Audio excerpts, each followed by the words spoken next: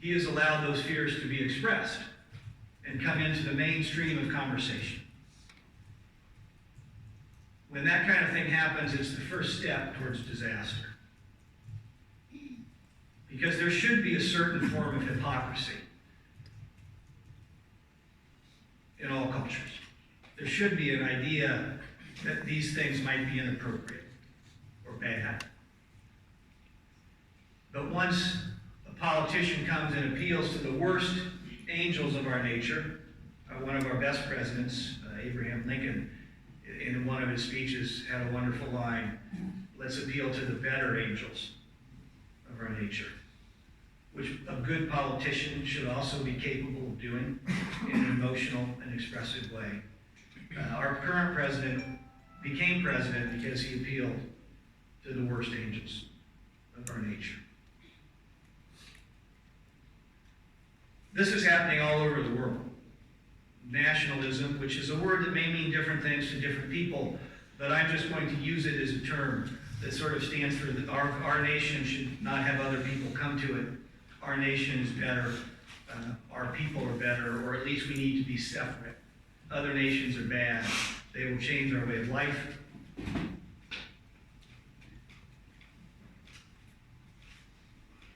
Is a rising force in the world. It's always been a force. And in the United States, it has definitely increased. How does that domestic policy affect our foreign policy? And that's my last category of comments. Most people in the United States do not know much about Pakistan. If I took 50 Americans off the street and gave them a world map, they would not be able to find Pakistan. Maybe 5 of the 50 would be able to find Pakistan. If I ask Pakistanis, they tend to know a lot about the United States because there is a power imbalance. I would say, though, that what Pakistan knows, a lot of people about the United States, is sometimes wrong, and mostly influenced through television in many ways. So we have one nation that knows nothing about another nation. I'm talking about your average people, not the elites. And another nation whose average people do know a lot about the other one, but much of it is wrong. So there's challenges of communication from the domestic policy level with average citizens. So in Pakistan, it's not uncommon for politicians to use the United States as the evil force or bad force in order to gain votes. That's a normal thing for politicians to do. I'm not actually saying that in a critical manner. In the United States, politicians do a similar thing. So they will say, we're cutting aid to Pakistan, or Pakistan's not doing enough for us, or Pakistan is not helping us. Because what people really hear is this other country I don't know much about, but whenever I see them on television, is something violent. Why are we giving them money anyhow? But what the president is really saying is something to the people that voted for him, because we're not giving money to those other people. Then his advisors will walk in the room and they'll say, well, Mr. President, that was a very interesting tweet last night, but we need Pakistan. So he will then maybe do nothing because he just cares what his people believe. But then he won't really change the policy that much. Why does he not change the policy that much? And this is my final bit. And it sometimes comes across as negative to people, and I apologize, especially to students who are young and ideologically, they want the world to be a better place. Nations follow their own interests. Sometimes those interests on the road of interest run across the intersection of justice. Most of the time they don't. They continue on the road of interest. The United States has interests in the region. Whether they are correctly defined and correctly pursued, that's the political issue. Pakistan has interests, very strong interests.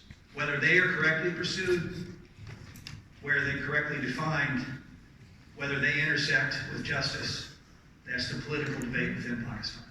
There is no reason to think that Pakistan and the United States should always have a common interest in every issue.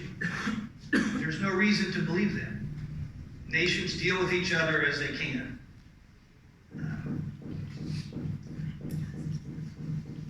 I think generally the United States and Pakistan have had a very up and down relationship, as you know.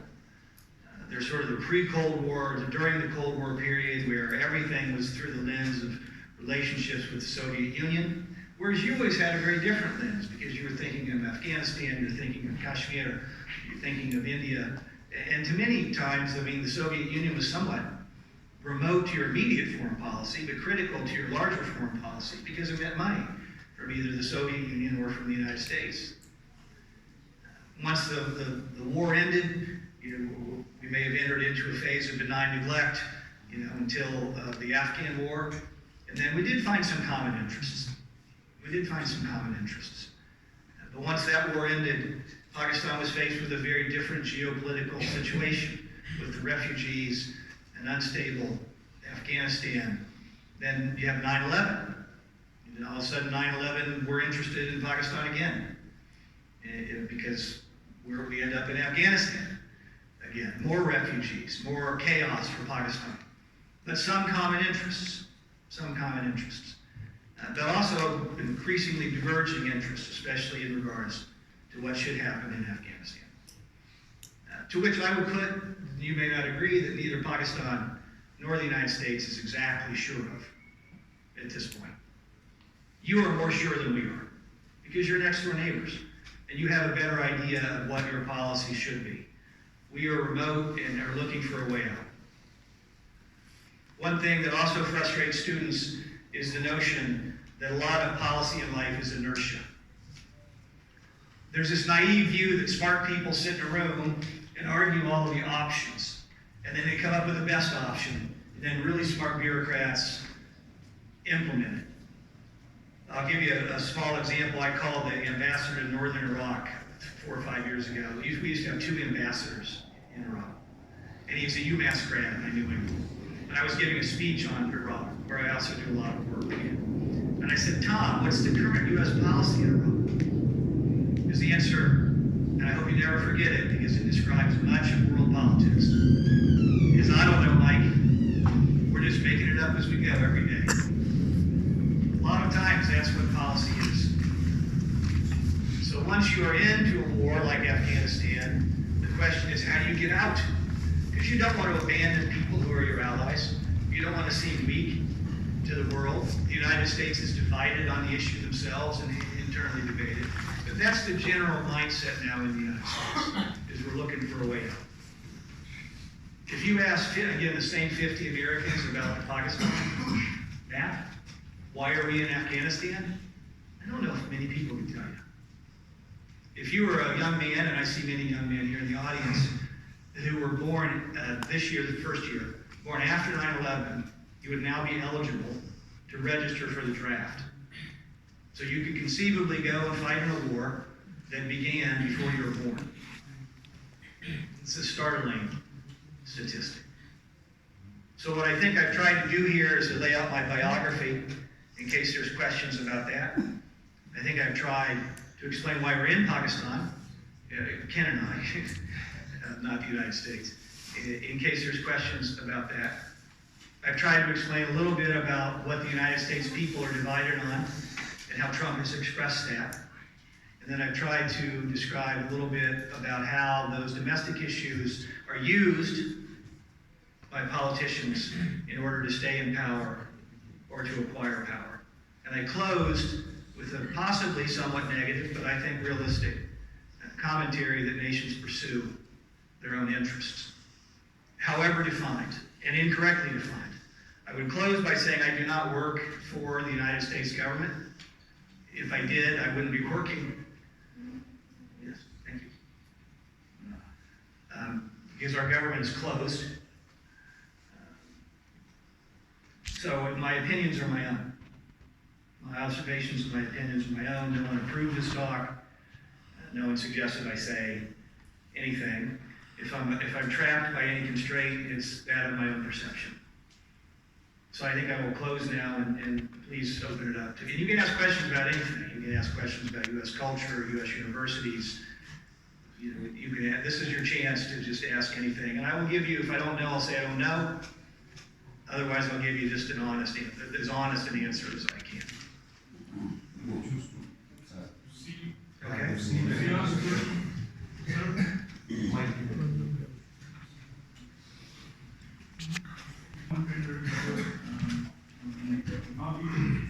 US and Pakistan. And why US continuously showing skepticism to Pakistan efforts on terrorism? And how, what should be taken, steps should be taken to remove these skepticisms? I didn't understand the final part. Why US continuously showing skepticism to Pakistani efforts on terrorism? Yes. And how, what steps we should take to avoid this skepticism in order to achieve a good relation between Pakistan and US? I understand. Well, whether than directly answer that question, I'll tell you the two sides of the issue, if there are two in this particular case. And this is one of those difficult questions, because this is an issue where public opinion in Pakistan is very different than elite perception in the United States. And I would somewhat, again, controversially suggest that elite knowledge in Pakistan does not always get down to the level of public opinion in Pakistan. People in Pakistan find the United States quite fickle when it comes to assistance. People in Pakistan very rightly get very angry when someone official might suggest that the Pakistanis are not doing enough in the war on terror. That's very, very upsetting, I think, to Pakistanis, and very correctly and rightly upsetting. Because I know that you've had 40,000 roughly human beings die in that effort, and I greatly respect that and find it a tragedy. Many people in the U.S. also feel that way.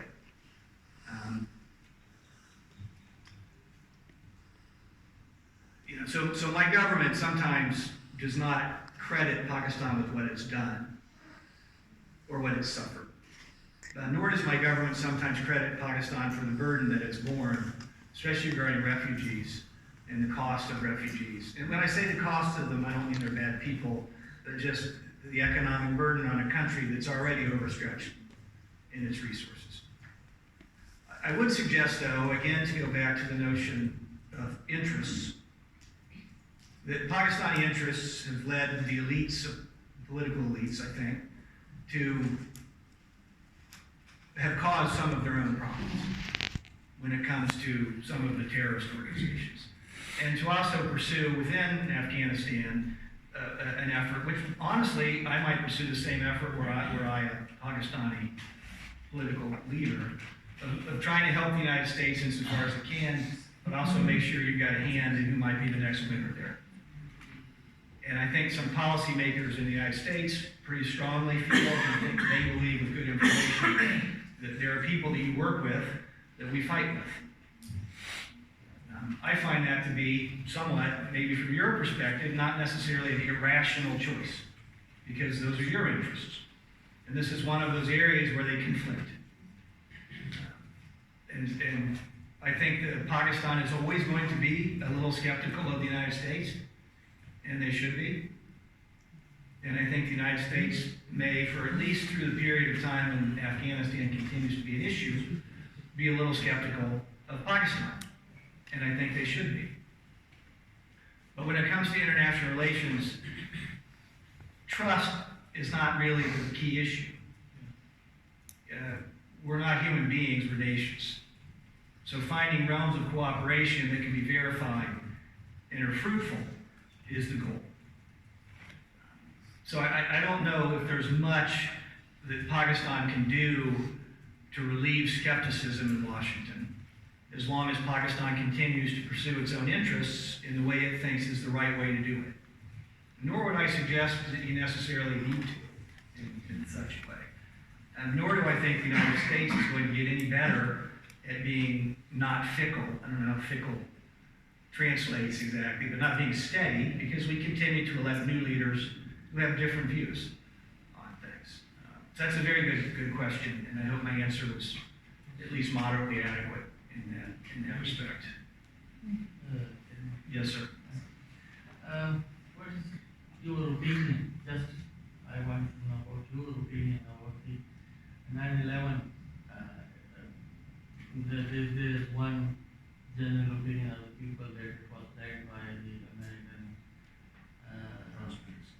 and what they plan to go to do this and do this and do this and this was a start. So what's your opinion?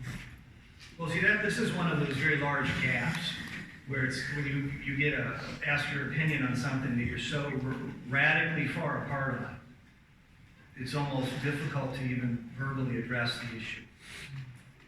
Like talking to someone from another planet, I think. And there are people in the United States, we call them conspiracy theorists, that believe the government, there's light forms and there's heavy forms. You know, a light form might be that they knew that this group was plotting it, but they ignored it. That's a light form. And there's a heavy form, and it was done by the U.S. government somehow in order to pursue policy issues. I think both of those are, to put it politely, wrong. The evidence is, it's just a conspiracy theory. I mean, my government can't even, it's not even open. They can't even agree on building a wall. There's no way they're going to somehow spend years. Bush was only in office for a couple of years. He didn't win on a platform of international relations. His campaign was based on sort of domestic policy. He would have preferred at that time, since it was fairly peaceful, to remain at peace. And so in the 2 years of the Bush administration, the notion that the United States government was capable of plotting 2 airplanes flying into the World Trade Center and killing thousands of their own citizens in order to pursue foreign policy goals, which have not worked out for us very well, is just ludicrous. And the fact that if that did happen, thousands of people, thousands of human beings must have been involved in this, and no one said anything. I can't even keep a secret with my family. There's only 4 of us. The vast majority of things that happen in the world happen by accident. They happen unexpectedly, not through the plotting of governments, which is inevitably clumsy and wrong. So the notion that we are capable of something like that, the notion that the United States is capable of running things, or there's groups of people in the world that are behind everything. No one's that good. No one's that capable. I would say in the United States, if 5% of the people believe that, or 10, I'd be surprised. Now, there are people, and every conspiracy theory has a grain of truth.